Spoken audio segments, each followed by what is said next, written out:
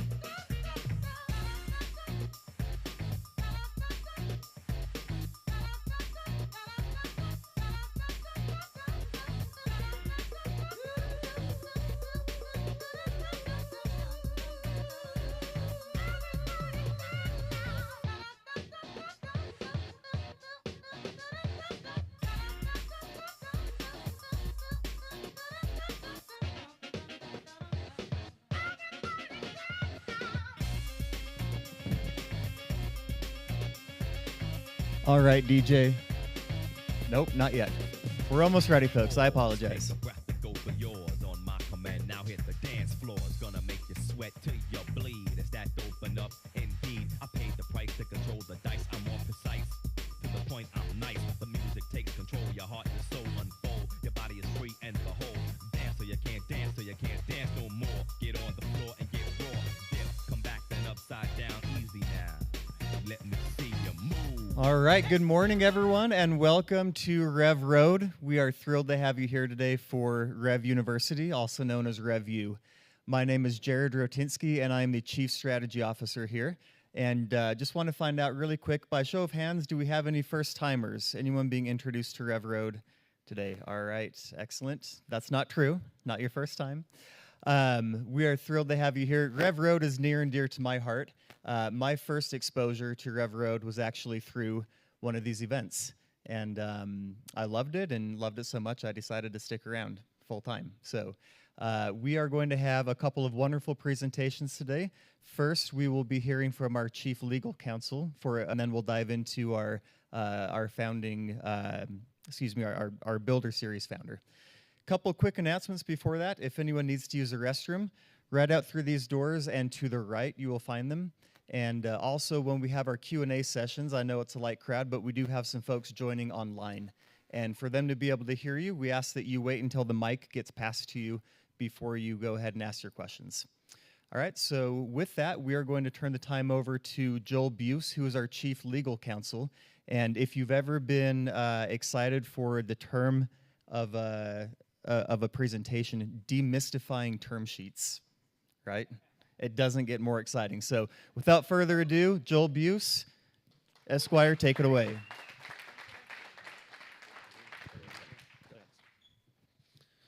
Well, I should say that I might have bitten off more than I can chew with that title, demystifying a whole term sheet. That's probably more than I can do in 15 minutes or that I can do at all. So lower your expectations a little bit, maybe. I usually like to start out with a good lawyer joke. My favorite one, I hope I haven't said this one before, but this kind of inoculates me against the lawyer joke stuff. I'll just tell you one and get it over with. A fairly young lawyer passes away. He arrives at the pearly gates. He's outraged, as lawyers are wont to do. And he tells St. Peter, there must be some mistake. I'm much too young. I'm only 51 years old. St. Peter looks down a little confused at his notes, and he says, well, that's strange. According to your billing records, you're at least 93. And people tell a lot of lawyer jokes, but I think they would tell fewer lawyer jokes if they had met any venture capitalists. And we'll talk a lot today about venture capitalists, and a little bit about lawyers, a lot about term sheets, and hopefully there will be something useful. Let's see, clicker, there it is. Hopefully something useful, especially for the founders who are probably looking forward to someday receiving a term sheet. The idea is that it's a good thing to be able to understand what's in the term sheet. You'll of course have competent legal counsel to represent you and guide you through the process, but a founder who understands what's in the term sheet is going to do his company a lot of favors, his or her company a lot of favors through the process. Let's see. So that's just an example term sheet there, kind of background. There is a lot of typically information asymmetry when you talk about term sheets. VCs, of course, know what's in the term sheet. They drafted it. They know what everything means. And then as a founder, you receive it and you're like, okay, this is awesome. I've been waiting for this. What is this? What's in it? What are the hidden landmines in here that are going to affect my company? What is a term sheet? It's really a blueprint for the final deal structure. It's not a legally binding promise to invest on the part of the VC. The only legally binding elements of a term sheet are the confidentiality provision and the exclusivity and no-shop provisions, typically. So meaning, don't talk about what's in the term sheet, and for a period of either 30 or 45 days, the company's only going to deal with this VC. That's the exclusive provision. Those two things are binding. Everything else is just kind of forward-facing. Hopefully we do a deal, but we realize that due diligence is still ongoing, and we've got to negotiate some key terms. And my goal today is just talk about some of those key terms, certainly not all of them. Hopefully some of the ones that get negotiated a lot, to maybe clarify the VC's perspective on certain things and the founder's perspective. I've kind of broken them up into two categories: economic terms and governance terms. We'll start with the economic terms. And I chose them kind of, this is kind of a basic one. You probably understand this already, but VCs are going to get preferred stock. They're going to have preferences over the common shareholders. That's to kind of compensate them for the fact that they're putting cash into the company, usually a lot of cash, but they don't have control. They're always buying a minority stake in the company. Founders and employees will have common stock. Big one that everybody focuses on: investment amount and valuation. The term sheet's usually going to have a statement that along the lines of the VC is going to invest a certain amount of money in exchange for a certain percentage in the company that they want to own. If they don't clarify in the term sheet whether that's a pre-money or post-money valuation, clarify that immediately, because it can make a big difference. Of course, founders are always eager. They want to be able to brag to their founder friends, their entrepreneur friends. I got a $50 million valuation. I got a $20 million. They want it to be as high as possible. It's a point of pride with them, and that's understandable. You've put a lot of work into your company. You want that to be reflected in the valuation that you get from the VC. But you should work some caution into that. Don't over-negotiate. If you end up with a valuation that's artificially high, you could have some pretty negative consequences down the road. You could, in your next financing round, you might get a lower valuation, and that's called a down round. We'll talk a little bit more about it, but it's a really bad development for a company. So you don't want that to happen. Better to start out with a lower, more realistic valuation in the first round so that you can grow. You want that trajectory. Of course, the VCs are going to always want to negotiate for a lower valuation so they get more shares for the money that they put in. On the topic of the down round, this is another important economic term that will often be in the term sheet. It's anti-dilution protection to the VC, to the preferred shareholders. It provides some protection to them in the event that the company later raises money at a lower valuation than they received when they put their money in previously, a down round. There are a couple types of anti-dilution protection. There are a few of them, but I put two in here. The full ratchet is the most protective to the VCs.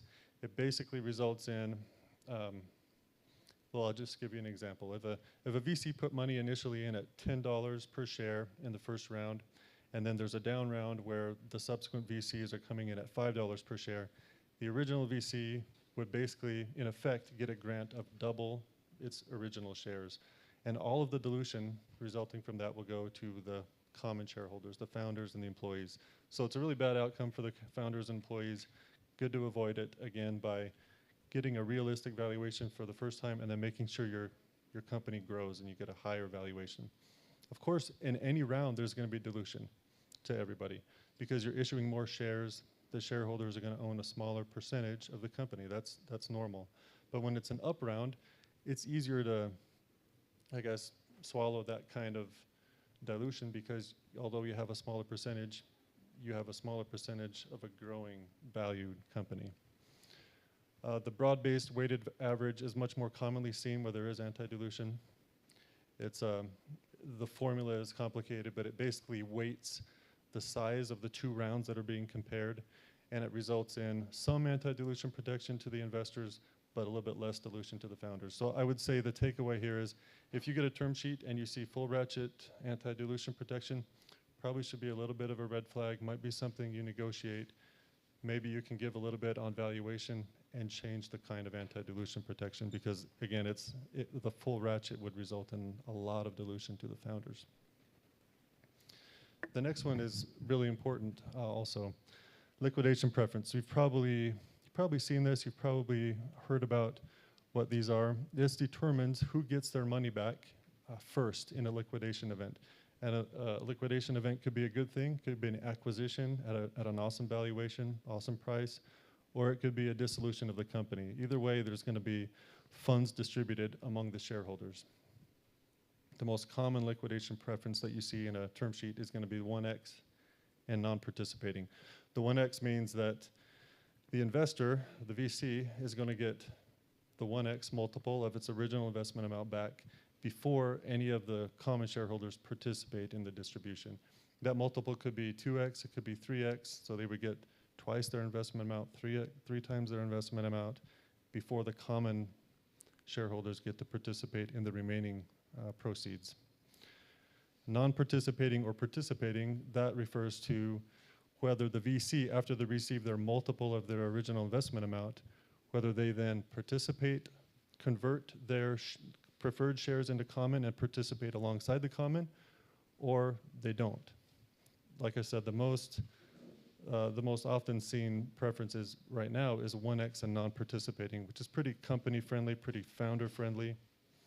With the market changes, we might start to see multiples go up. You might start to see more participating preferred shares. But for right now, I would say if you see something other than 1x non-participating, that should at least give you some pause as a founder and maybe trigger some concerns. Non-participating, just to close this out, it means that the VC can choose to either get its multiple of the liquidation or of its original investment price back, or it can convert its preferred shares to common and participate alongside the common. So whichever one is more favorable to the preferred, they have that option, but they don't get to double dip. I think this is the last economic term. This is the employee stock option pool. This is the pool of shares, common shares, that's set aside to incentivize key hires for the company to help grow the company over time. VCs are going to look really closely at this. They want to make sure that there are enough shares set aside by the company to hire all the people that they're going to need to hire, especially in the next 18 to 24 months before the next funding round happens. VCs don't want to be diluted by having to add additional shares to the pool, so they're going to always overestimate. The common size of a pool is 10 to 20%. Founders that look at that and say, well, that's diluting me quite a bit. The way to counter that is to come up with what's called an option budget. Option budget is a list of the key hires that you're going to need to make in the next 18 to 24 months. You should list them by position and then how many options, how many shares you're going to need to give that person in order to incentivize them to stick around and help grow the company. So a founder who does that work and puts that time and effort in is going to be in a good position to be able to negotiate down. Maybe the VC came in with a 20% pool. If the founder has a really persuasive and well thought out option budget, maybe the VC can be talked down to a 15% pool. You just have to have a good basis for it. Okay, governance terms. Governance is basically who determines what happens with the company, who controls the company, who makes what decisions, what kind of vote has to happen, and who gets to vote. The first topic there is the board of directors. The board, before I get into the slide, the board's main role, especially early on, is to hire and fire the CEO, hold the CEO accountable. And we'll talk a little bit more about that. That's maybe not the most pleasant thought for a founder, CEO to think about, but that is the board's job. Early stage financing rounds, you'll often see in a term sheet a board composition that looks like this. The board is going to be the CEO, and it'll usually say the current CEO, and it won't say the founder's name necessarily, because you want to have the CEO on the board. The founder might leave, step away from the company. You don't want to be stuck with somebody on the board who's not engaged and involved in the company. So the term sheet will probably say something like the current CEO, initially whatever, fill in the blank, Bruce Hassler, be a great CEO. Could be a CEO on the board with the lead investor representative, and then a mutually agreeable independent director. It's probably somebody who's not a shareholder, so isn't aligned with preferred or common, but would be independent and be fairly neutral. I want to give a quick cautionary tale. A lot of founders will be inclined to say, well, I'm representing the common shareholders. I started this company. I want to make sure I have control of the board, not just a majority of the shares, but control of the board as well, which is understandable. But sometimes, like we've talked before, there are unintended consequences. An example happened a few years ago with Uber. At a certain period of time, they had an 11-person board. There were 4 vacant seats. 3 seats were occupied by Travis Kalanick, the founder, a co-founder, and an early employee who was friendly to the founder, friendly to Travis. The VCs had 4 seats. There came a time, though, when the VCs realized it was probably better for the company to move on from Travis. But the problem was Travis had the right to fill the 4 vacant seats with whoever he wanted. So he knew that if the VCs tried to remove him, he could fill those seats immediately and win any board vote. It ended up dragging on for a little bit of time. There were lawsuits involved until he finally was persuaded to step down. So there could be unintended consequences of a board that is controlled too heavily by the common shareholders. A good rule of thumb, just keep the board small, especially initially. Because with every subsequent financing round, the lead investor is always going to insist on a board seat, and you may have others that you want to bring onto the board as well as time goes on. If you start out with too big of a board, it's going to get unwieldy, and it's going to prevent subsequent investors from coming in because they won't have as much of a role. This is a good quote that kind of proves that point by hyperbole. The chairman of Fiat, Giovanni Agnelli, a board should always have, I won't say this with an Italian accent, maybe somebody could, that would be entertaining. A board should always have an odd number of members to avoid split decisions, and 3 is too many. I'm not a math expert, but I think he's saying there should be 1 on the board, and probably he thinks it should be him. But the point is, keep the board small initially. Another governance provision that's worth talking about is that, and a term sheet will almost always include these, is protective provisions. Again, protecting the preferred shareholders because they don't have control. They don't have a majority of the shares of stock in the company. So things like this, where shareholder approval is required for certain decisions like the ones listed here, and that shareholder approval would have to include a majority of the preferred shares, the VC. Things like amending the certificate or the bylaws, liquidating or dissolving the company, changing the number of directors on the board, changing the number of shares that the company is authorized to issue. And then protective provisions can also include board approvals that would require the director representing the preferred shareholders, the VCs, to be as in the majority for those decisions. Things like incurring a certain amount of debt, changing compensation of executives and hiring them and firing them, and changing the size of the option pool. Those are things the VC is going to insist on. And they can be, they're often negotiated. The founders might say this is a little bit too protective. Let's do some give and take here. But these things are going to be requested by most VCs. Another really key one that you'll see, because of the VC model, they're going to want to continue to participate in future rounds of the company, especially ones that come in early. You come in a seed round or a Series A round, they're going to want to preserve their right to participate in future funding rounds, at least at their pro rata stake in the company. Those rights are usually given to what's called a major investor, which is defined in the term sheet at a certain investment amount, 500,000. You put in 500,000, you get a whole slew of rights, including the right to participate pro rata in future financing rounds. A couple more here. Stock restrictions. These are restrictions on the common shareholders' ability to sell their stock outside the company. Right of first refusal is where, let's say, a common shareholder, a founder, early employee, wants to sell her shares to a third party. But she'll go negotiate that deal with the third party, but before she can actually sell, she has to offer the shares at the same price to first the company. If the company passes, then she has to offer the same shares at the same price to the investors. And then if they waive it, then she can sell to that third party. So you can imagine that a third party buyer is not going to want to put a lot of time and effort into trying to buy these shares if she realizes that the company first and then the other investors are going to have the right to take that deal out from under her. This gives the company and the investors control over who owns stock in the company. A lot of founders look at this and they think this is a big restriction on my ability to freely contract and do what I want with my equity, which is normal, it's understandable. But this probably isn't something that most founders should push back on. It's seen as a good thing for the company. It keeps the cap table stable. It allows the investors and the common shareholders to stay kind of yoked together. We're in this together. There's no getting out. We got to make this company grow.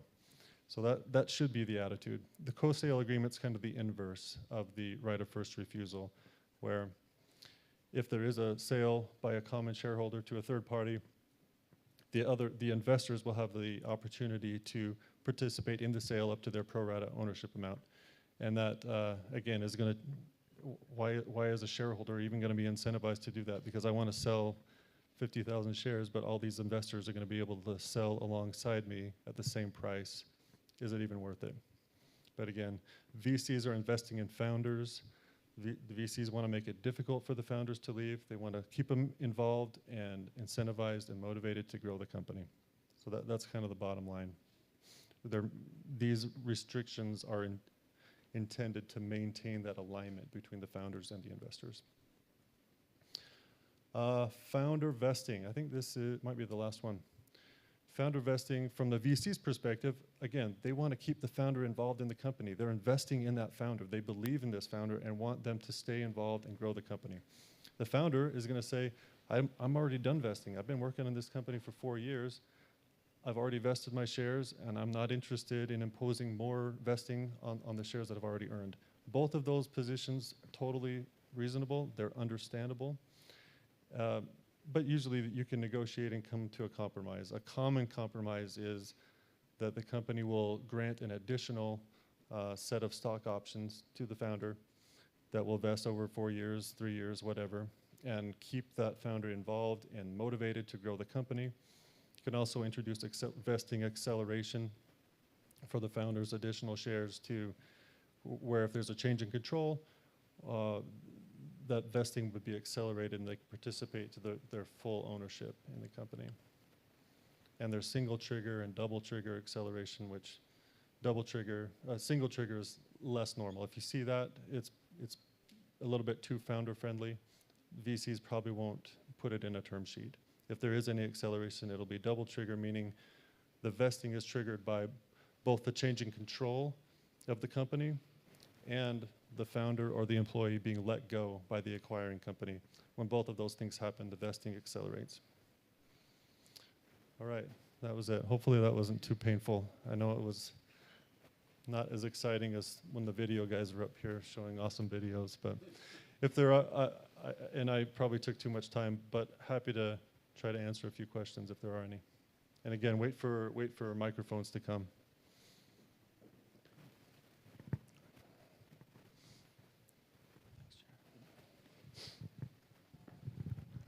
I wanted to know, what are some of the most common reasons why a board of directors would want to let go of the founder? Yeah, good question. I mean, we can use our imaginations. The company is not performing well. The CEO is the one who's responsible, first of all, for the performance of the company. Maybe they need to go in a new direction. If there needs to be a pivot, and the current CEO doesn't have the background for the needed pivot. Lots of reasons. Yeah, I don't know. I hope that is helpful. Thank you. First of all, Joel, you'll be hearing from my attorney about that venture capitalist joke. All right. No, I thought I was your attorney, Bart. You'll be hearing from yourself. You said earlier that term sheets are not legally binding, but what are the kind of the ethics if a term sheet is proffered, but then why wouldn't a term sheet that's been given be followed up on? Yeah, that's an interesting question, and this comes up all the time, but a term sheet's given after there's been some amount of work done between the investor and the company. There's been some amount of due diligence, but there's still a lot to do. There's typically still looking through the company's finances, through the legal documents. The VC is still evaluating the company, and at the same time, the company is evaluating, is this VC going to be a good partner? Do we want this group on our cap table? So there's still a lot of due diligence to be done. There's a lot of negotiating to be done. So it's not great for the term sheet to be considered binding before all of that work is completed, I would say. Good question. Why don't we do one more I here? look forward to talking with your lawyer, Bart. He sounds like a great guy. So we got a term sheet like a year ago from a company back east that didn't end up going through. But in their term sheet, they had a no-shop clause for 60 days. Believe it was 60 days. But I come to find out later that they were shopping around other similar other platforms that were kind of in the same space as us. And I felt a little bit gypped on that we weren't allowed to go and shop around and discuss that kind of thing. And so I wonder, should we have pushed back on that? I mean, it feels very one-sided to have a no-shop clause from a VC firm. Yeah, and to lock you up for 60 days. Yeah. Yeah. So, No. I mean, what's your thought on that? No, I think you're right to feel that way. It's understandable. I think it's kind of the way that it is. The VCs just have a little bit of leverage. The best scenario for a company is that you have more than one VC that's engaged, and both of them are really motivated to give you an awesome term sheet. Otherwise, the leverage is kind of on the other side, typically. So if you receive one term sheet, though, can you accept other term sheets from other organizations that you've been working with? No, after you've signed it, that no-shop clause will probably kick in for a 30-day, 60-day, 45-day period. But before then, you can engage with as many VCs as you want, and if you get a couple that are really interested in you, you'll probably get a better valuation, you'll get better terms, and you'll have a lot more leverage. Yeah, thanks. Okay, thank you so much, Thanks, Joel. I don't know about you guys, but I feel demystified. Anyone else? Thank you, Joel. For those of you who aren't very familiar yet with RevRoad, just so that you know what our format is, we were built on the premise that we all know that a lot of founders fail, a lot of startups fail, and we believe that the reason a lot of them fail isn't because they lack financing, it's because they lack know-how. And what we do here at RevRoad is we join the team of founders and we become that critical know-how piece. So when founders join us, they get to choose a la carte between 12 different services that we offer here. Anything from finance to marketing to legal, video, whatever it is that you lack on your team that you need.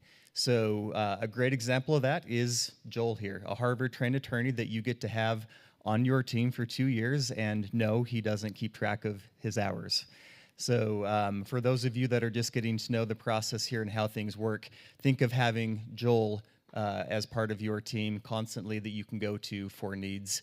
That is mystifying stuff, right? RevRoad seeks to take out all of those unknowables and add our expertise to help you grow. Okay, with that, moving on, we are so excited to get to Brad Caldwell today, and we will turn the time over now to Bree Ray, our wonderful RevU host. Thank you, Bree.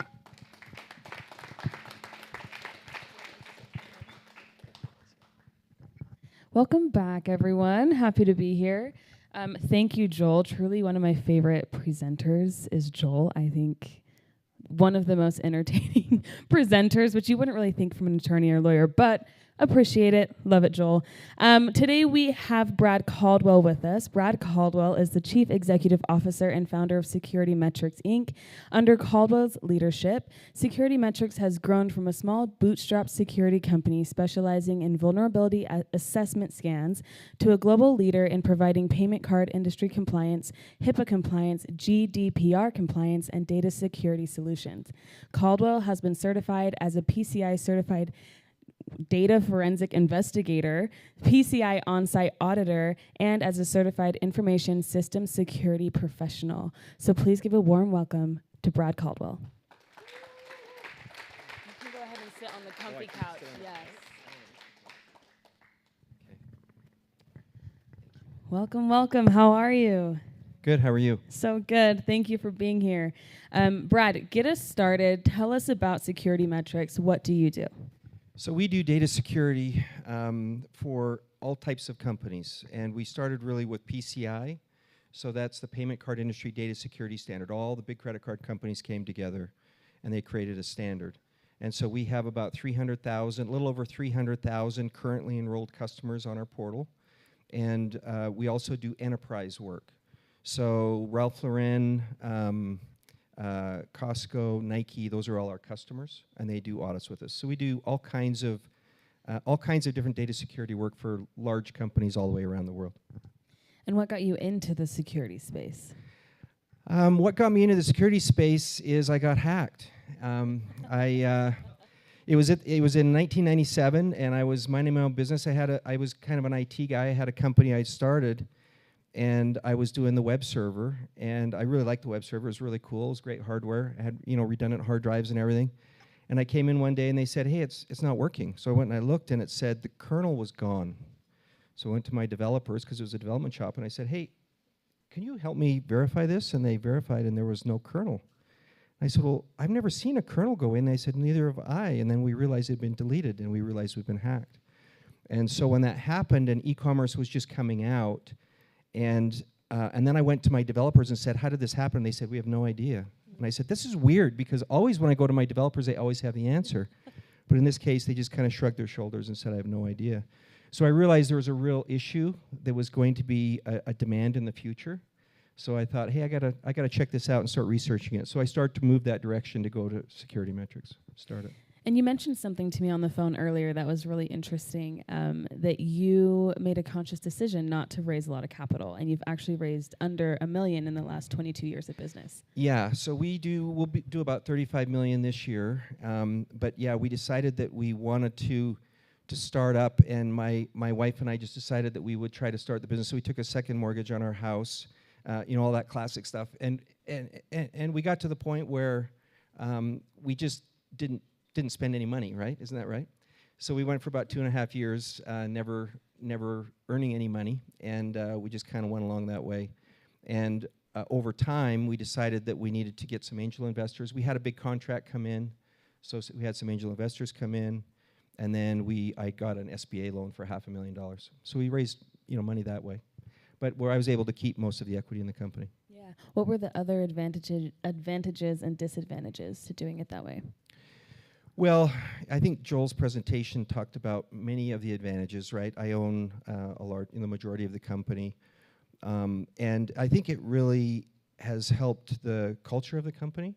You have these big events big expenses that come up, and I'll give you an example. We had one of our employees had a child, and the child lived for several months, and the child died. And so that's terrible, and it's awful. And we wanted to talk to him and let him know we were so sad. But then we get the insurance upcharge, and it's $50,000 a month. And so because I own the company, I can just say, you know what, we're going to eat it. If I had a private equity group, they may say, no, you're not. You're not going to do that. You're going to charge your employees. And we're one of the few companies that don't charge our employees any portion of their medical. And we can do that because we're a private company, and I own the majority. You also mentioned that over 22 years of business, you raised minimal funds. That's like a long time. It is a long Those time. are a lot of years. Yeah. So what did growth look like for you on that timeline? Well, and I wish I had a slide I could show you because it was so pathetic at the very beginning. I think the first year was $17,000, and my wife was right here. She made a cake for us. We had this big celebration because we got a $5,000 deal, and it was so exciting. And then it went really slow because I had been hacked, and I knew that other people could be hacked, but they didn't really appreciate the fact that they might be hacked. So I kept saying, hey, you should do this. And they said, no, we don't really need to do that. So when the PCI Council came out with actual regulations, then our growth went from 2 million to 4 million to 8 million to 15 million. We just hockey sticked, right, which was great. So it was really fun. Those were encouraging days. Those are the days that my CFO would come in and say, we just made $500,000 last month. You know, he'd get so excited. So that was really great. But we had privately funded everything, and so we had debts. We had money to pay back. But I think it really was a great way to do it. So when did you feel like Security Metrics really took off? When did you feel like it was going in the right direction? We got one of the biggest accounts on the planet. It was the biggest they have in the payment space. There's banks and they acquire merchants, so they're called acquirers. And Bank of America is both an issuer of cards and acquirer. And so we had the biggest account on the planet. They were an $11 billion company. They had given us 183,000 merchant IDs, prospects. We'd had lackluster success with that, but we were getting better, and so it was getting better. And then one day they called me and they said, we're going to give you 600,000 mids, and we're going to start charging a non-compliance fee every month to the merchants if they don't use your service. And we're going to do that in 4 days. And we're sending the announcement. We're going to tell everyone. So I'm just in this bad situation where you're thinking, oh my gosh, how am I going to do this? I got 4 days, and I knew it was going to light up my phone system. So I paid $10,000 in expediting fees to get more T1s brought in as fast as I could, right? Because they don't, the phone company doesn't do that in 4 days. So we got all of that done, and then it just, boom, it hit, and we did really well. And so that was the 4 to 8 to $15 million. We just started to grow really fast as we could hire people. And those were the days in 2008 when it was hard to find a job, so we had lots of people. So I remember one day we realized we needed to hire 100 people in 4 weeks, and we were able to do that. So yeah, it was those were fun times. But yeah, we did have a time where we really took off, and it was really exciting. I would say 100 people in 4 weeks. Those are a lot of hires. It's a lot of interviews. That is a lot of hires, yeah. So what were some of the strategies that you used with your team to recruit people who were a good fit for the culture that you had built? Well, everyone knows everyone, and so we had a lot of people in my neighborhood, in my stake, in my ward. Everyone knew me and knew others, and so that was great. So we got a lot of that. But when we had this hit where I knew I was going to have to over double my sales force in 4 weeks. That was hard. So we just went basically to a temp agency and said, could you help us? And they did that. We still have a couple of those employees, from 2008 that still work for us, which is great. That's fantastic. I mean, that retention speaks a lot to the culture, I would say. So that's really great. Earlier, you mentioned that some of your clients are, say, Nike and Costco and these huge companies. Is that typical for your clientele, or what kind of companies do you work well with Security Metrics? So we have two lines of business. We have what we call the enterprise services, which is forensics and audits and pen tests. And that's the enterprise services. And those are the big companies. And then we have the 300,000. But a lot of the 300,000, like Taco Bell, we have Taco Bells. So any franchisor can use our services. So we'll have people on both the SMB portal as well as on the enterprise side that are big companies. And we also have people all the way around the world.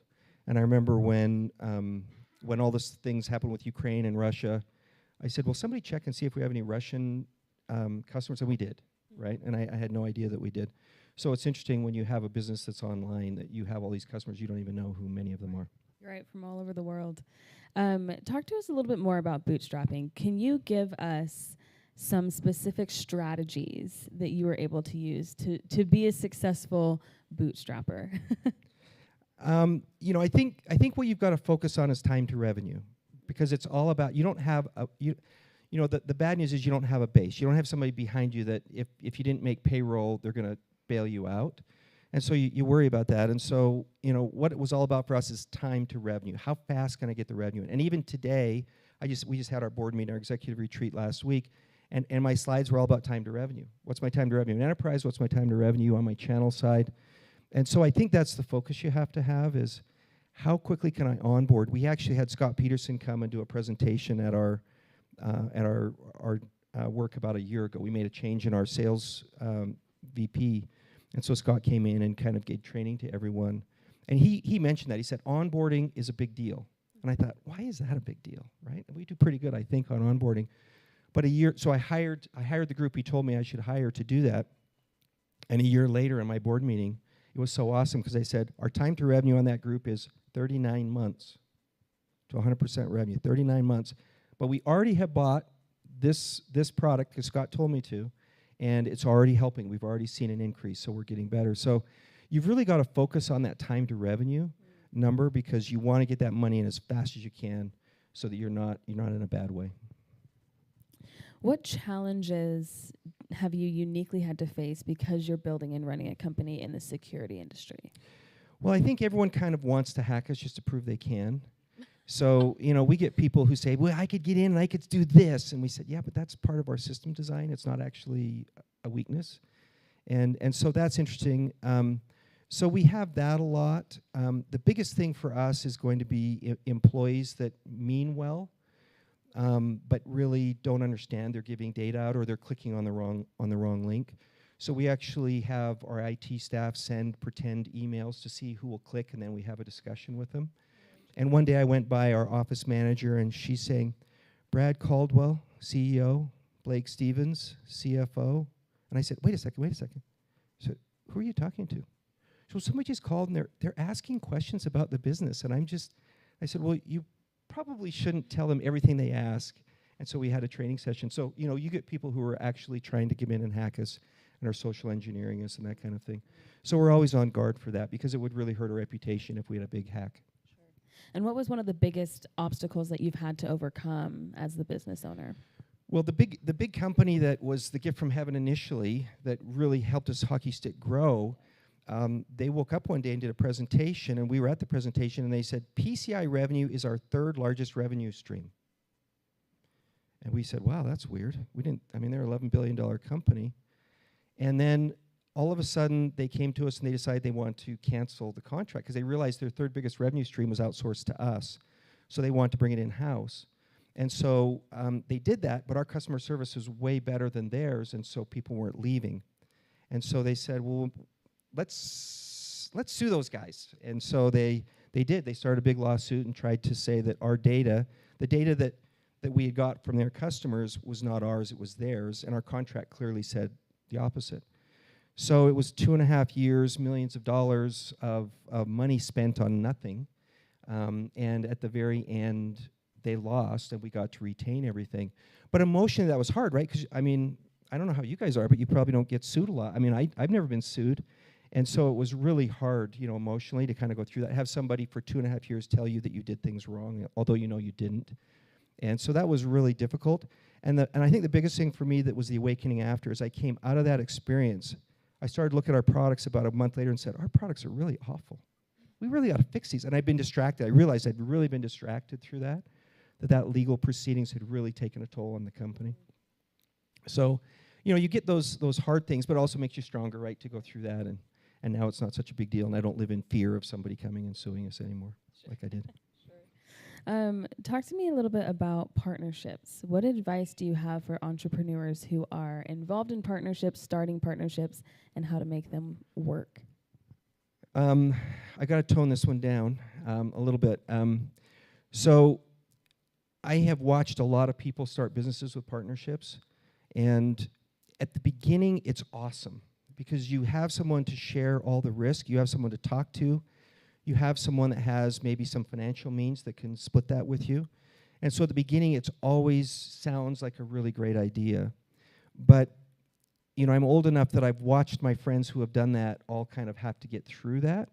And what inevitably happens is that somebody gets a distraction, somebody doesn't work as hard as the other person, and so then they have to part ways, and then it's really bad because how you normally do a partnership if you're in our area is we want to be charitable, nice, kind, and loving to everyone. So it's a 50-50 deal. But then when I try to get out of that deal, it's very difficult, and maybe not as fair as it should be. So I think you just have to be cautious. I love RevRoad because of what they have here. Allows you to kind of do it on your own maybe a little bit and control your destiny without having, because they're gonna come on the equity side and help you. So I think there's some real advantages to the model they have here at RevRoad. I think it's a great idea, and that will help you to do it. But you got to do what makes sense for you, but just be aware that can be a problem long term. Something that RevRoad works on with entrepreneurs, I'm sure, is elevator pitches and delivering the message of your business in a short and concise period of time. Do you have any tips or funny stories about when you were an early entrepreneur and beginning to pitch security metrics? So I actually have in my pocket our little, on a ring, our elevator pitch and our messaging for our customers in my pocket right there. And our marketing team did that, and I have that, and I can bring that out whenever I need it, which is awesome. But I think probably the story that it's kind of the lore of security metrics when we talk about the early days. And there was only about 10 of us, and we had a really small group of developers. There was a couple sales guys and myself. And we had done a lot of partner design. We had customers that were using our product, and it worked well. And we'd actually come up with some revolutionary, systems based on what customers had asked us to do. And we started to work with the big card brands. We thought we were at the point we could go pitch the big card brands. So I went to a big card brand and was pitching them, and they just got totally engrossed in this product, and it was great. It was doing all these things. It was doing things they didn't think it could do, and they were so excited. And then all of a sudden, towards the end of the meeting, one of them goes, "Wait a minute, how many people are in your company?" And JB and I kind of seized up, and we're like, "Oh, geesh," And then the guy beside us, the business development guy, said, "Less than 100. And they went, "Oh, okay." And then we just moved right on. And I thought, oh, my gosh, I could never have said less than 100, right? I would have said 10, And he goes, "Less than 100." And, we end up getting the deal, right? So it was great.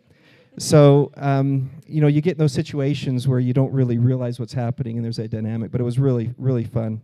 And it's fun to have these people with you that do a good job and to have good products that you can sell to people.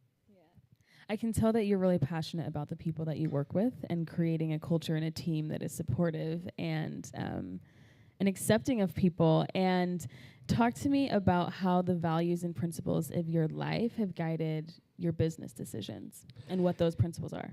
Yeah, so you're a member of the church, and so you want to do the right things, and it's hard to always do the right things, and you're trying to make an environment for everyone to have a good environment.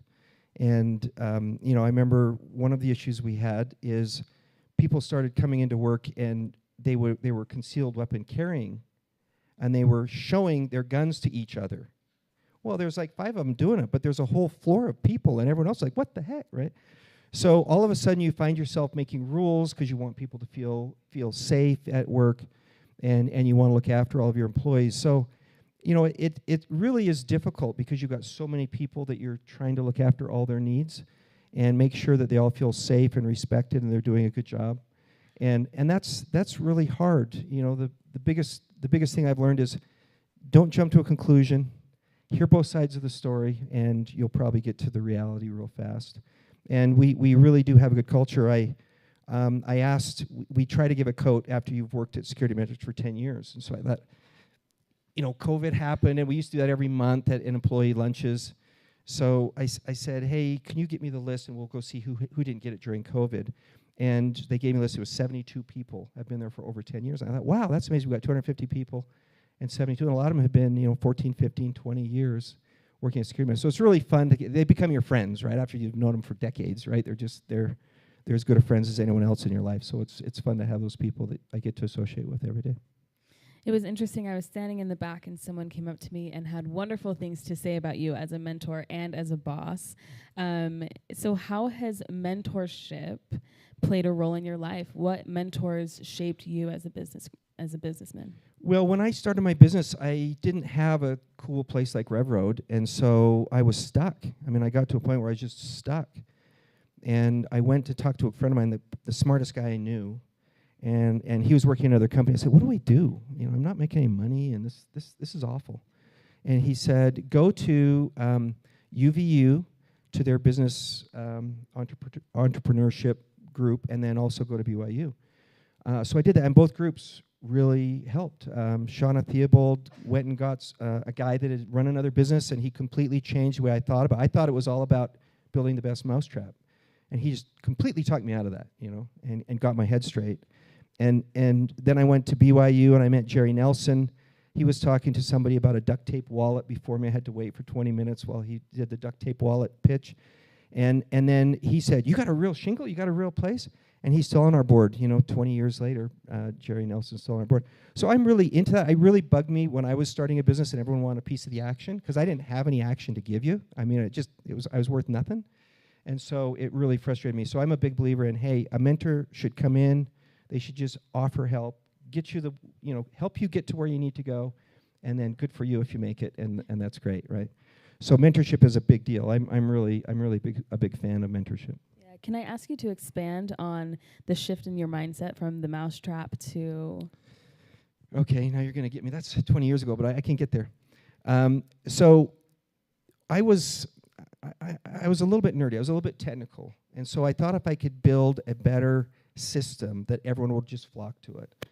And so I had a guy come in. I don't remember his name. I should at least remember his name. But he came in and he said, look, if you think about Novell and Microsoft, who has a better technology? And I don't know if you guys all know that or not, but it was very clear to me that the best technology was Novell. It was much faster, but it was much harder to install. It was much harder in many ways. And he said, Microsoft is sales-driven. And it's about, I'm going to say time to revenue. To me, as a guy that needs to get the revenue, it's about sales. It's about getting the sales side. That doesn't mean I need to blow off my engineering group, and my engineering group, is my, the place I like to go hang out, right? But you've really got to be understanding that it's about getting every piece of the business going together. If you only have a great product, you read the book Inspired, and it's all about product management, but it's not just about product management. It's about all these facets. Sales has got to be in great shape. Marketing's got to be doing a good job. And you've got to have all these groups doing a good job. And when you get all those people together, that's when it really is awesome. How did you end up in Utah? Because you're originally from Canada, correct? Yes. And you landed in Utah, and you stayed in Utah. Tell us why. Well, first of all, is anyone here from Canada? Oh, okay, so you know.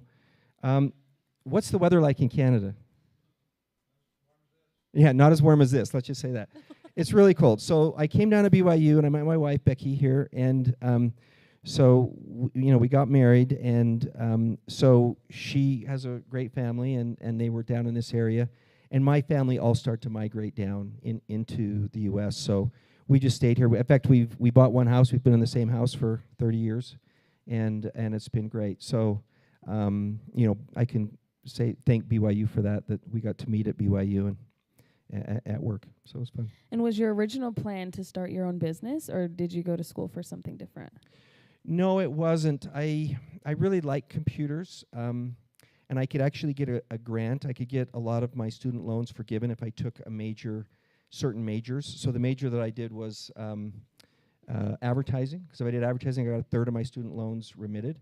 So I went to that group and said, can I make this a little more technical? So they let me change the computer classes. So I took Pascal 142, which was the entry-level computer class, and some of those things.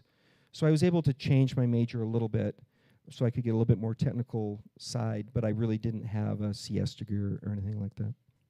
Okay, so truly Security Metrics came because you saw a gap in the industry and decided to fill it. Yes. Okay, that's wonderful, yeah. fantastic. Yeah. So what kind of opportunities do you see for entrepreneurs now? What advice do you have for them? Well, I think it's the same thing as it was for me, 20, 30 years ago. I saw a need, I created, I worked hard at getting a product that worked, and then we just went into the industry and tried to get it successful. I think the thing that's hard about this is that the difference is the commitment, right? I mean, if you think about your heroes, are they the people that are like, I'm not sure if if we win the football game, that'll be great, right? That's not what they say. They say, we're going to win the football game. And I think that's the thing that you have to get to in your business is you have to get to this commitment phase. And whether it's the church, you've got to commit in the church to get the rewards. And I think you have to do the same thing in business. You just have to say, I'm committed. And Becky and I together, I mean, it wouldn't have worked without her commitment too. We were committed and we just went through the hard times and we just made it work. So I think, you know, what's my advice is you got to commit. You got to really say, I'm going to do it. And then you got to do it. You can't just say you're going to do it. You actually have to get it done. And there's enough help and there's enough of a community here that you definitely can get it done. I don't know you very well, but I really respect and the partnership that you two clearly have. I think that's a really wonderful thing. So talk to us a little bit more about you as a person, and then we'll open it up for audience questions. What are you passionate about outside of business and work? So what we like to do together is we like to travel. And when I was, and we have a bunch of our customers in the UK. So I got an opportunity to go to the UK. So I would take my kids to the UK too if I could, which was fun. They enjoyed that. So we like to travel. But this last year, we have a boat, and I've been trying to wake surf for a long time. And I couldn't wake surf. I mean, I couldn't let go. I could hold on the rope, but I couldn't really let go. So I got a mentor. I got somebody who taught me how to do it. And just pitching the mentors. And she showed me in like about 2 minutes how to do it. And it just really chaps me that it took me 10 years of doing it the wrong way before I asked somebody who was good, and she told me how to do it.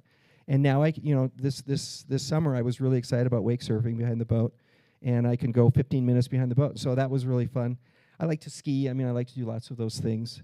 But that's the thing that we've we've done a lot of traveling this year because of COVID. We couldn't travel much, but we like to do that together. And I have work shows that we go to internationally, so I always take Becky in, and it's a lot of fun. I think that's a perfect intro into our audience questions portion of asking someone who's already good at it and already running a successful business, and asking them how to do it. So if you have a question, please raise your hand. We will run a microphone to you, and we'll go from there. Yes.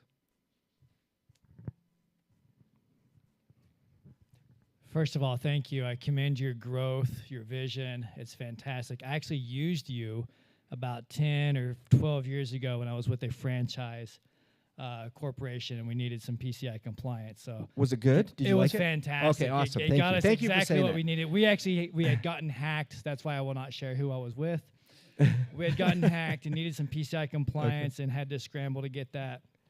Looked to a few companies, discovered you guys, and it was a phenomenal experience. Thank you. My question is regarding your growth expectations. It seems like everything has been organic growth. You've been bootstrapped. That's incredible. I'm an outsourced CFO, so I can definitely understand the difficulties and yet the congratulatory experience of doing that. So my question regarding growth, is it going to continue to be organic, or are you looking at maybe acquiring some other companies? Or talk to us about that for a second. Well, it's interesting because in our space there was 4 big competitors, and 3 of them all consolidated. So now they've tried to do it, and we are just reaping the rewards of that.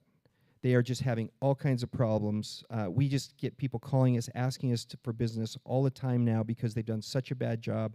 They've had to migrate everyone off of their system they were on to a new system, or a third of the people. So for us, I've really enjoyed, like, you think, well, you kind of want to start a company and you want to sell in 5 years, you want to do another one, right? That's what you want to do. But I've really enjoyed going through this because we've gone through this long haul scenario. We had to kind of reinvent ourselves and really look at, we got this growth. It was kind of a gift from heaven. We got all this growth, but now it's like I got to brute force past 30 million. That's kind of a ceiling.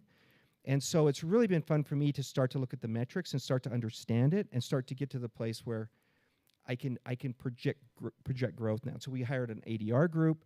I know my opportunities used to be 40 last month they were 130, qualified opportunities. I know what my growth should be. I can see what my conversion rate, I'm really enjoying this part of the business because I can really start to crystallize it, and I can start to project now exactly what my growth's going to be.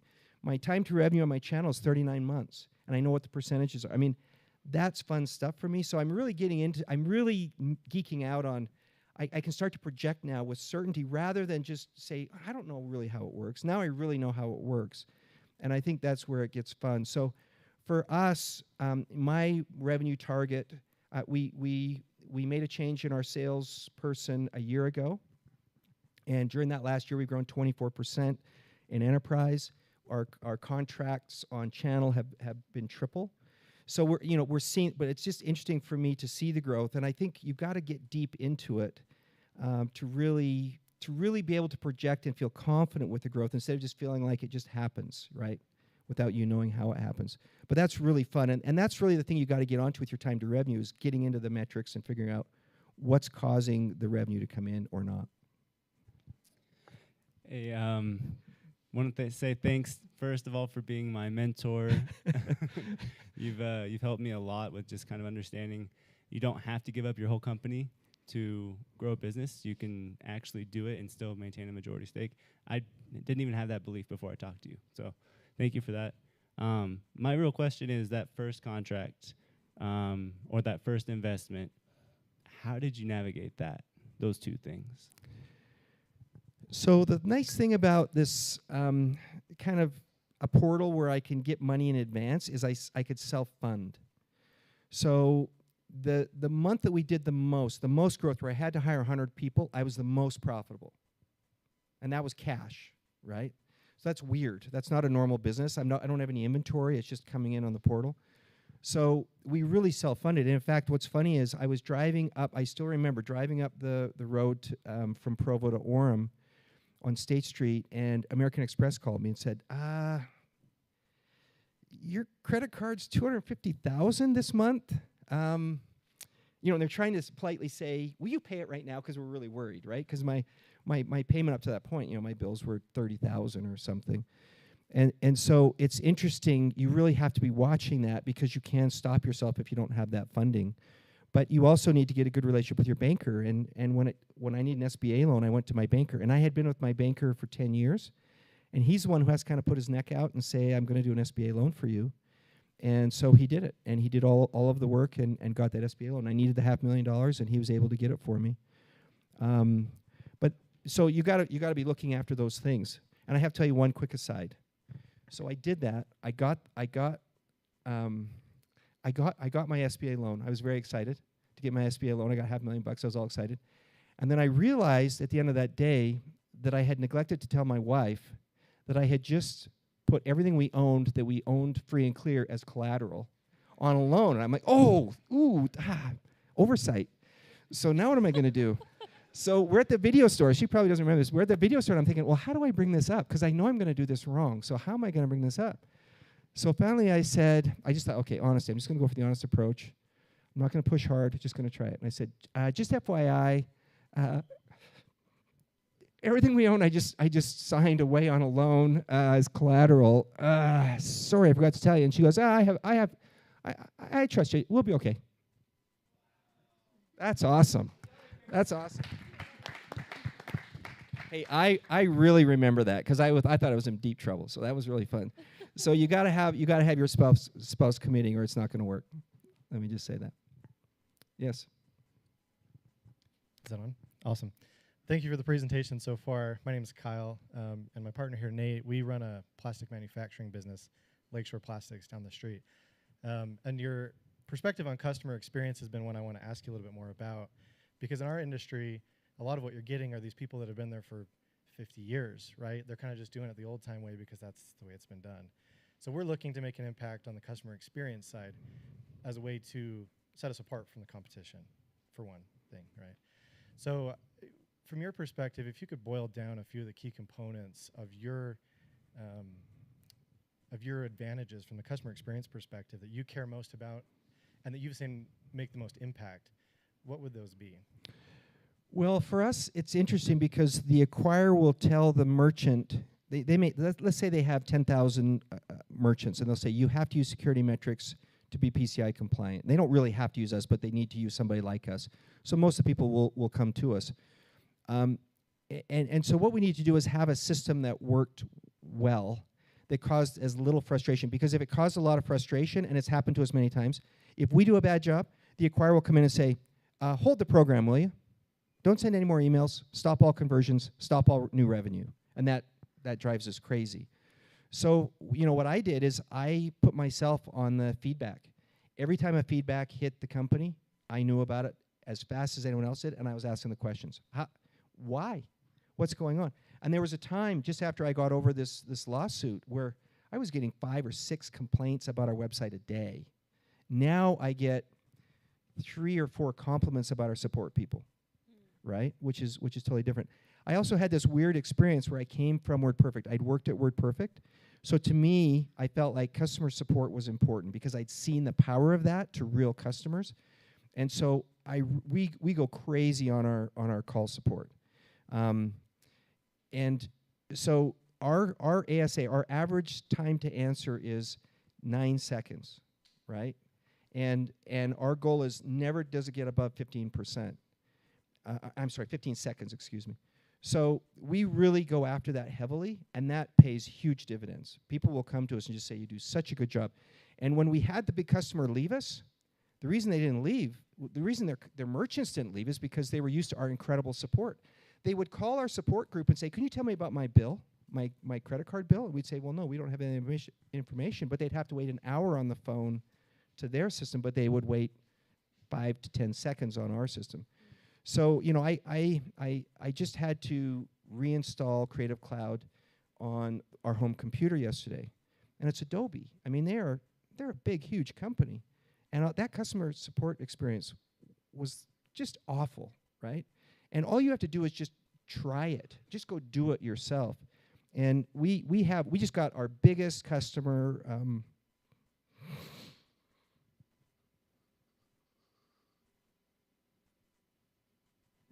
Excuse me.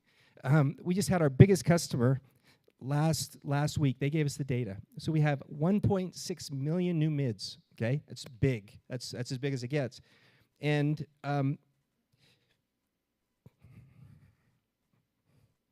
sorry, I'm grateful. But the thing about it is, everybody in the company started to go the wrong direction. It was just amazing to me. They all started to do things that they thought were going to be good for the user experience. And it was fascinating. You had to get everyone in the room right away. And just before I came here today, I have a standing meeting every day. Show me the customer experience. Everybody's in the room. Nobody can make a mistake and say it was that other group. Everyone's in the room. Show me that customer experience. Before I came here today, I made sure that the customer experience of all of their merchants coming in was perfect. And it's not to say the graphics are perfect and all those things, right? But it was, it's good. So it's the detail that's really important as you get into these businesses. You got to be detailed on the marketing side, on the sales side, on the product side. You've really got to be detailed on all sides. And if you do that, it makes a massive difference. Sorry, didn't mean to get emotional. Really great account. We worked on it for 6 years, so I get a little bit overly grateful. Sorry. Well, round of applause for that one.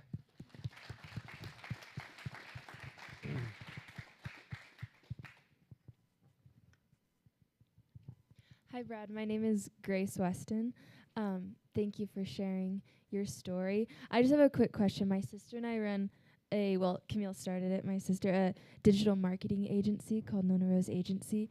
And I was just wondering, like, back to the beginning of your company, when obviously your reputation is fragile, right? How did you build a positive reputation with your first couple clients? And how did you build that trust when you didn't have a lot of proof of what you'd done before? Yeah, and that's a great question. So we're in this hacking space, and hacking, 20 years ago was really new. Nobody knew anything about it. And so it was, what we would do is go to trade shows, events, and we would do hacking demonstrations. So at the very beginning, when I had my suitcase, literally I would go in with a server, and I would sit down and I would show everyone how to hack it and how to own it, right? And that's what we would do. And as time went on, people went, oh, those security metrics guys, they actually know how to do this hacking stuff. This is cool. And they'd ask us questions. And so we had this level of expertise that was shown before we'd ever started any of their customer experience. The other thing that we did, in that same vein is we'd always do pilots. So we'd go into a big customer, $11 billion, customer, and we'd say, do a pilot with us. We'll do it for free. Cost you no money. Just do the pilot. And then you tell us if you like it, and if you like it, do it. If not, we're done. And so it was a no-risk guarantee, basically. And that really helped us. In fact, all the big accounts that we got, we really were able to get with a no-risk guarantee. Let's just do a pilot. And the pilots really, so that really is how we kind of moved that past those problems. Thank you so much, Brad. My name is Tyler Stevens, and I am terrified of hiring. In our company, we're getting ready to hire, the third and fourth key players. And so for you who've hired a lot of people over the years, just I guess what I'm trying to say is I've seen a lot of people come in, or new hires that I think would be great and kind of fizzle out, but also hires I thought would be terrible and have been awesome. And so I just want to know your point of view on that.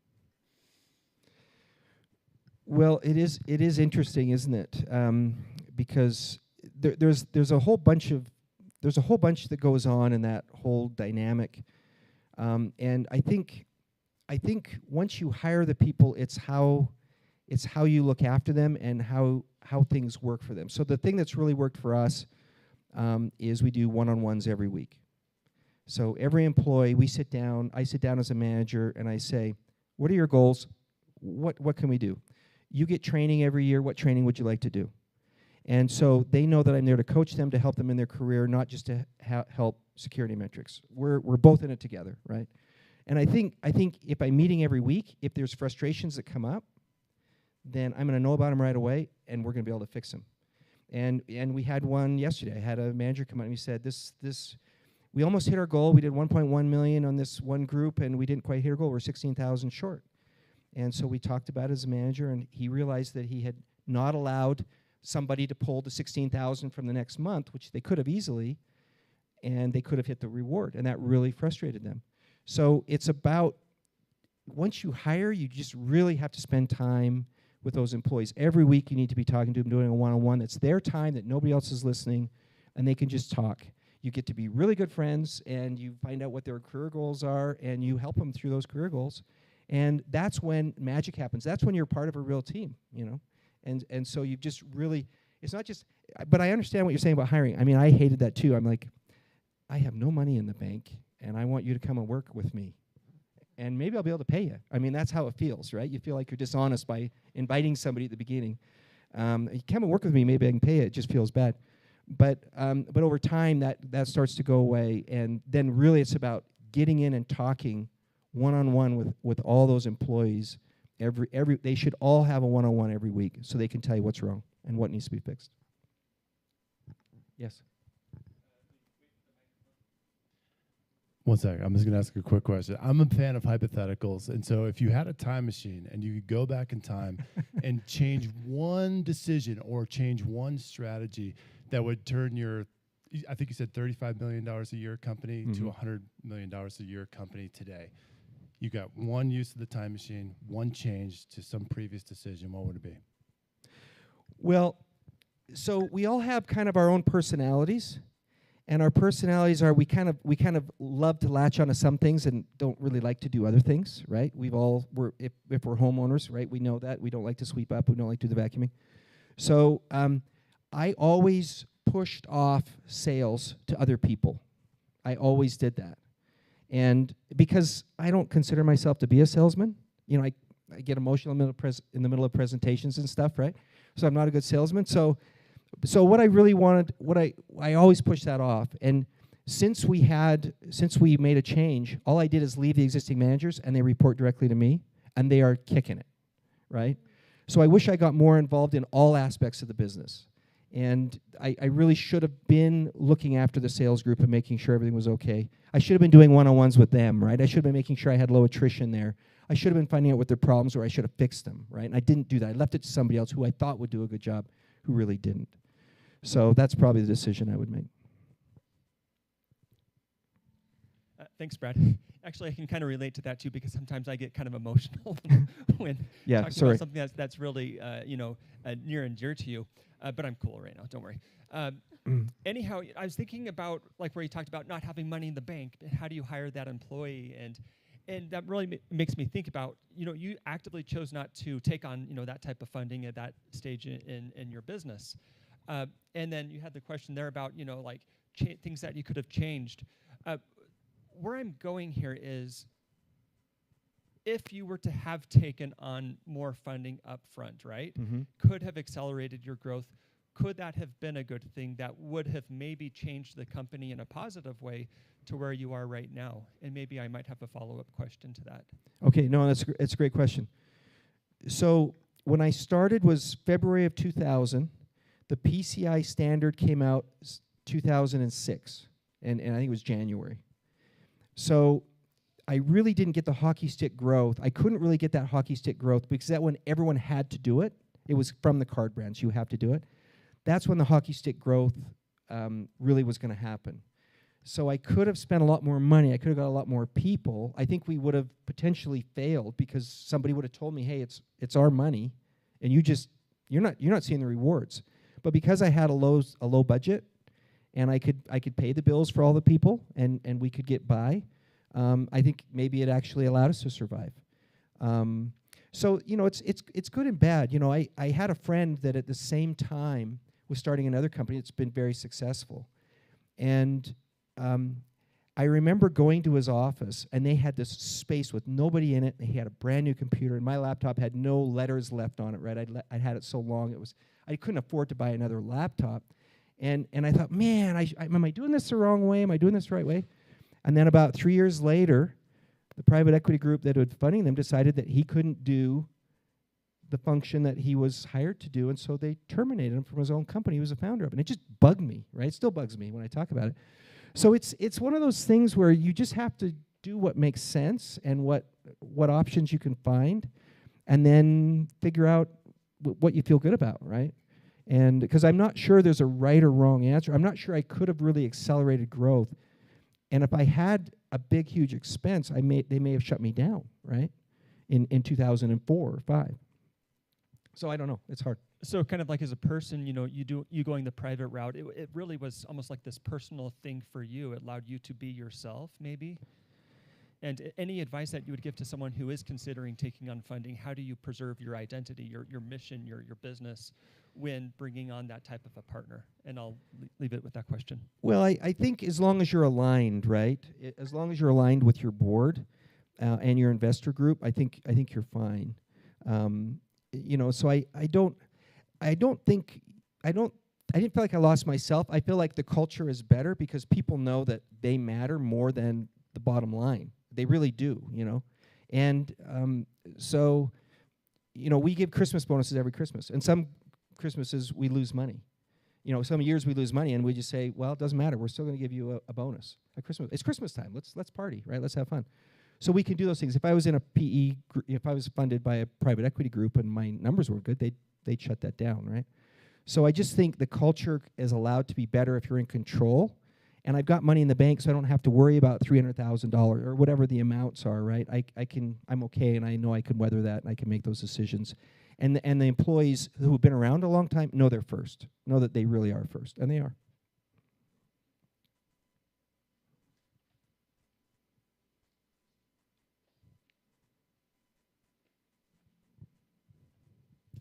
So I have a question about early on with your business. You talked about how you saw a need and then you dove into like the technical developing like a solution.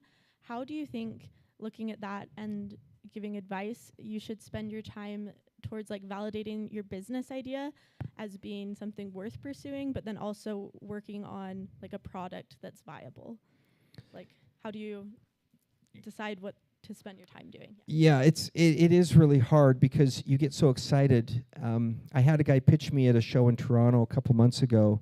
He was so excited about a security idea, but he hadn't really gone through the sales model at all. And so I tried to kind of walk through that with him, and he just frustrated him, right? He didn't really, but you really have to do that on your business model. You have to think about what the model looks like, how it's going to work. Is my product really going to sell? And are other people going to be aligned with it? And if they are, then it sells. Lemonade stand works because it's a hot day and you got a glass of lemonade that's really cold, and you'll pay the $1 or whatever it is, right, to get it.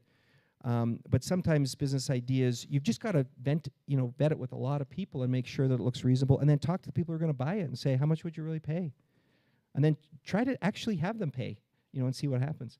And if that starts to happen, they get excited about it, then that's where it gets exciting, and you've got a business idea that's going to work.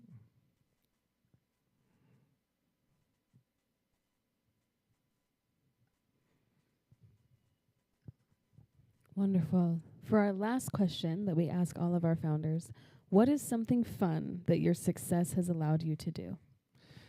Traveling with Becky and my family. I've taken my kids all over, and that's been fun. Becky, we went to Italy a week or two ago, and that was fun. So that's really been the thing, is to kind of take my kids around and travel with them. And then I like to ski, so I'm going to go hella skiing in January. Got my trip booked. I'm excited for that. So it really also allows you to help people, right? I mean, right now people can say, I need help with a resume, and I can help them. I have time to do that. And so that's also fun for me, is to think, I can actually make a difference to this guy. He's having a hard time finding a job. I look at his resume and I go, well, it makes sense. I can understand why he's having a hard time. So, you can fix those problems and help people. So I think that's the thing that has really been fun for me, is going through all this pain and agony yourself. It's fun to help other people, so they don't have to have so much of it. Well, Brad, it has been absolutely a thrill talking to you and getting to know you well. We have a little present from RevRoad for you. Thank you very much. And let's give one last round of applause for Brad Caldwell. Thank you.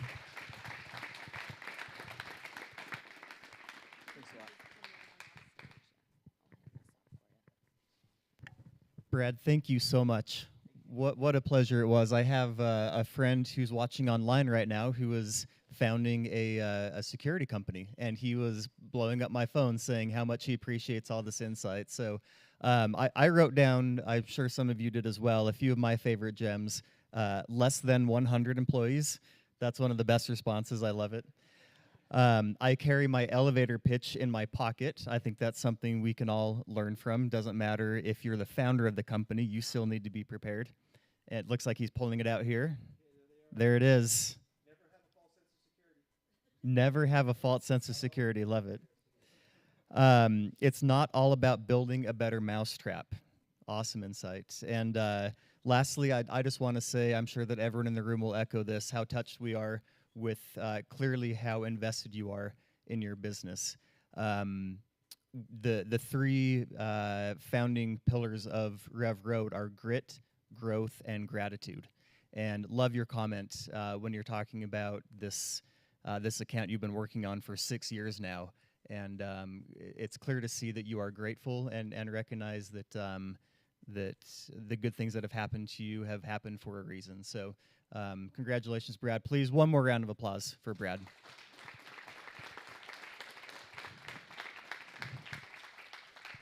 Thank you. Well, that will do it for us today. Just a couple of final announcements and reminders. First of all, we want to thank Central Bank, our amazing sponsor, for providing lunch, which we'll have prepared here in the back. Thank you to Central Bank. They do so much for us and for our founders who partner with us. Next month, we will have our RevU on Thursday, December 1st. You don't want to miss this one. This will be Daniel Harmon, co-founder of Harmon Brothers. If you haven't checked out Harmon Brothers or know what they do, well, actually, you probably do. I guarantee you've seen one of their videos. So that will be a very exciting one that you don't want to miss. So once again, thank you to Brad, to Joel, Bree, and to the crew in the back here for helping us out. And we will see you next month for RevU. Thanks, everyone.